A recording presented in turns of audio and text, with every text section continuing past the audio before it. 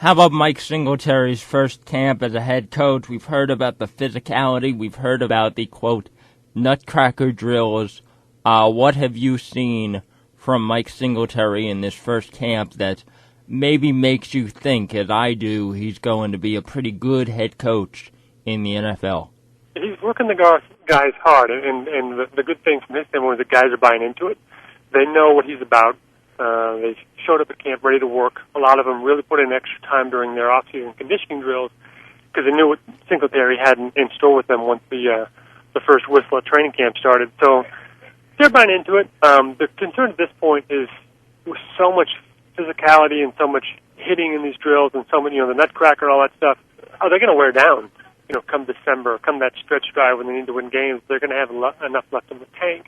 I mean, out here, Bill Walsh was famous for going the other extreme. He was light during training camp because he knew the rigors of the season and the long days, it catches up to you in the end. So Singletary might have to start backing off pretty soon or it's going to be a wear and tear issue. Do you get the sense that he will, given his personality? Yes, because I think his playing background taught him a lot of the ropes. I mean, he played for a long time for some good coaches. He talks about Buddy Ryan and Mike Ditka worked him hard. But I think he also knows when to back off. And I wouldn't be surprised if all these scheduled contact drills and all that stuff start backing off a bit if he sees the team is headed in the right direction. And the other day, for the first time, he said, look, this team is finally showing they know how to practice. They're putting in the effort. They're coming with the spirit. He likes that the light is going on a little bit in terms of the sacrifice it takes to catch some of the elite teams, because he said, look, we're way behind the elite teams in this league. We've got to work harder to catch up with them. And if the players start practicing as focused as they have been, he'll back off.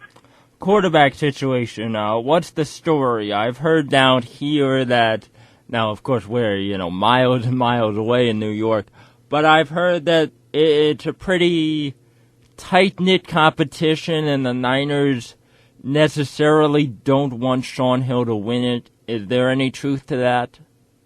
No, I don't think so. I mean, Shaun Hill played great down the stretch for the Niners last year. He was, for a very bad team, he's had a 7-3 record in games that he starts going back to last season.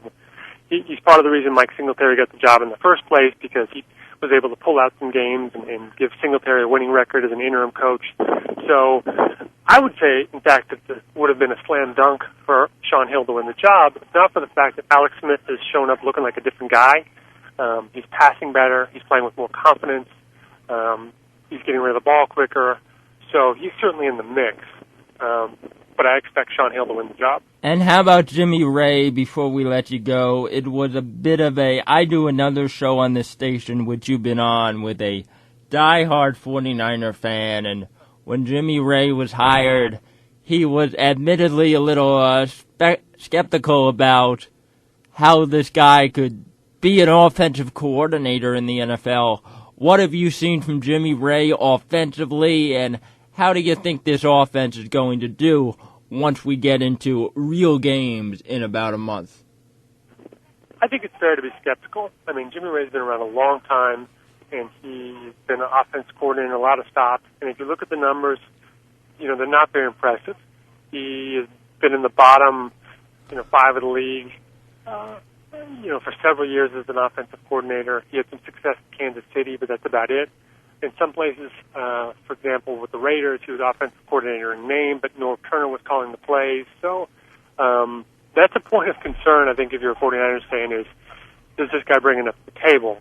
Now, the interesting thing is his offense, came in with this reputation for the Niners are going to be smash-mouth football, running team. It's a lot more balanced than advertised. The team is certainly putting the ball in the air some. I don't know about deep passes. It looks fairly dialed back at this point, but it's not just going to be handoff after handoff. It's going to be a pretty balanced offense. Is it fair to say that it's going to be a team based on defense and an offense that's just going to have to not turn the ball over, not make mistakes, be kind of conservative in that sense?